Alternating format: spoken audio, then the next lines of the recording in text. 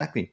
Well, let's move on. Let's get into a bit of controversy here, Tom, because about 20 years ago, let me back up. This is a question from Craig Beard, who points out that nearly 20 years ago, N.T. Wright was quoted as saying, I have friends who I am quite sure are Christians who do not believe in the bodily resurrection. At the time, his statement caused a bit of a stir, and more recently, one of my sons, who has read and appreciated N.T. Wright's books, brought it to my attention and expressed concern about it. My question is, does N.T. Wright still stand by what he said then, or has he changed his view over time? So, Tom, do you need to believe in a physical bodily resurrection, as you've argued in Resurrection of the Son of God, in order to be a Christian? Thanks, Mike, and thank you to Craig for this question. And like all quotations taken out of context, in order to understand it, you have to go back into the context.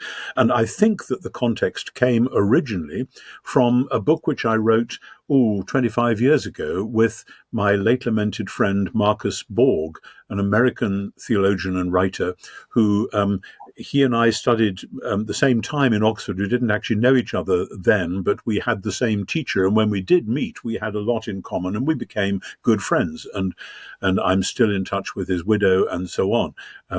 Maggie and I stayed with them and they with us. And so I got to know Mark quite well. Now, Mark had come from a very fundamentalist Lutheran background where you had to believe this and this and this and this and this, and he'd found it all completely deadening and didn't do anything for him and so on. And then he gave it all up. But then in early middle life, through a series of extraordinary spiritual experiences, he came back into faith, and Jesus became enormously important to him, and his prayer life took off again. But because he had been kind of bullied as a young person by a kind of dogmatic, you've got to believe this, that, and the other, he had got into the position where anything like bodily resurrection, that was simply unspiritual. He was basically some kind of a Christian Platonist, and there have been many, many Christian Platonists who just don't think that the body matters that much. And Mark and I, one time when we were writing this book together, we were talking about prayer, and Mark told me quite humbly and quietly about his practice when he said he suffered from insomnia from time to time. And I said, so what do you do if you can't sleep? And he said, I pray my own version of the Jesus prayer with the rhythm of my breathing. I lie there and I'm praying, Lord Jesus Christ, you are the light of the world. Fill my mind with your light and my heart with your love. And I'll never forget that, the thought of him praying that. Lord Jesus Christ, you are the light of the world. Fill my mind with your light and my heart with your love. Now, someone who prays like that and someone who is earnestly acclaiming Jesus as the light of the world and seeking to make Jesus truth and life, his own truth and life, I want to say this man is a Christian.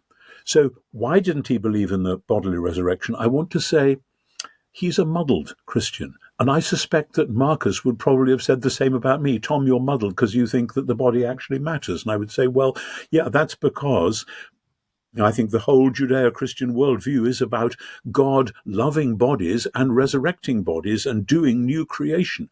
But where Marcus was coming from personally, pastorally, theologically, that was a bridge he was never going to cross. I have known other people cross that bridge. So I have in my mind a category of muddled Christian. And I don't want that to sound patronizing, because I know when people come from difficult backgrounds, often there are things they just can't get their heads around. Marcus would say, I believe Jesus Christ rose from the dead. And he would then say, I just don't think this involved his body. And so I would say we need to talk about the meaning of the word resurrection in the first century. And he and I would go around the tracks having that conversation. And it was out of conversations like that that I wrote my big book, The Resurrection of the Son of God. So I want to say normal Christian life involves believing that God raised Jesus bodily from the dead. But there are many people who are earnestly seeking Jesus and acclaiming him as the light of the world or as their Lord for whom that penny hasn't dropped yet. And so I was not prepared to say that Marcus Borg praying like that was not a Christian, but I would say and did say, and I would tease him about it, that I think he was a muddled Christian, and that I would love and hope and pray that he would come through that muddle. I don't think Marcus ever did. Does that mean in the great last assize that God will say this to him or that to him? That's God's business. But someone praying that prayer, I was not prepared to say this man is in no sense a Christian. Yeah, I remember the obituary that F.F. Bruce wrote for Rudolf Bultmann.